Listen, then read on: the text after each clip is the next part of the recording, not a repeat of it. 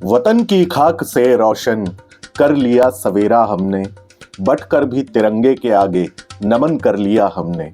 ये रूह तो फना हो जाएगी, रह जाएगा चमन ये हमारा, मत भर देना इसका लहू से दामन, जिंदा रहे हिंदुस्तान हमारा। गणतंत्र शब्द सुनते ही हमारे दिमाग में 26 जनवरी का दिन आ जाता है। इंडियन फ्लैग की होस्टिंग, स्कूलों में परेड और टीवी पर देशभक्ति फिल्मों की बहार सी आ जाती है। लेकिन क्या गणतंत्र सिर्फ एक खास दिन का नाम है, या इसकी जड़ें इससे कहीं ज्यादा गहरी जुड़ी हैं? या केवल जनता द्वारा जनता के लिए लिया गया निर्णय नहीं है, बल्कि हमारा संविधान पूरे देश का धर्म और उसके विकास के लिए दिया गया संकल्प है। 26 जनवरी 1950 को भारत में संविधान लागू हुआ था, जिसने यह तय किया था कि हमारे देश में कोई भी राजा या तानाशाह कभी नहीं होगा। यहाँ हर व्यक्ति समान होगा, चाहे वह किसी भी धर्म, भाषा या जाति का हो। ये गणतंत्र ही हमें यह अधिकार देता है कि हम अपनी सरकार चुनें और अन्याय के खिलाफ अपनी आवाज भी बुलंद कर पाएं। आज दुनिया में जहां हर दिन कई जगह लोगों के अधिकार कुचले जा रहे हैं, वहीं भारत का संविधान हमें बोलने, सोचने और अपने जीवन को अपने तरीके से जीने का आजादी देता है।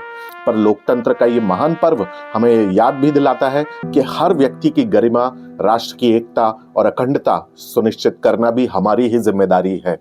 यह गणतंत्र ही सुनिश्चित करता है कि अगर हमारे साथ अन्याय हो तो हमें न्याय पाने का हक है। हमारे लोकतंत्र के स्तंभ कार्यपालिका, विधानपालिका और न्यायपालिका के सामंजस्य का ही परिणाम है कि आजादी के इतने साल बाद भी हमने लोकतंत्र पर अगर प्रहार होते देखा कभी, तो सुधार होते भी देखा।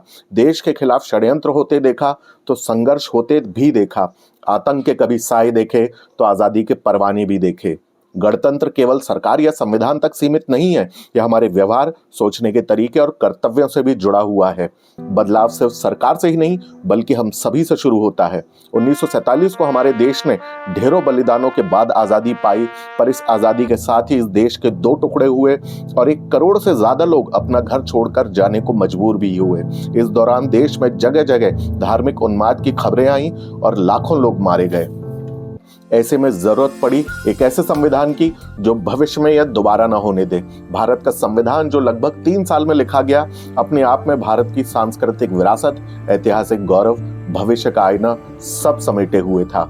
26 जनवरी 1950 के दिन हमें संविधान मिला और लागू हुआ एक देश एक कानून। इस संविधान के बनने के बाद हमें जरूरत थी उस महान संकल्प की जो इस देश को तरक्की के रास्ते पर आगे तक ले जाए। इसके लिए संविधान के रूप में मार्गदर्शक तो हमें मिल गया था, पर अब बारी थी भारत के नेताओं की, भारत की जनता की, जिसे संयम के साथ इसे आगे ले जाना था।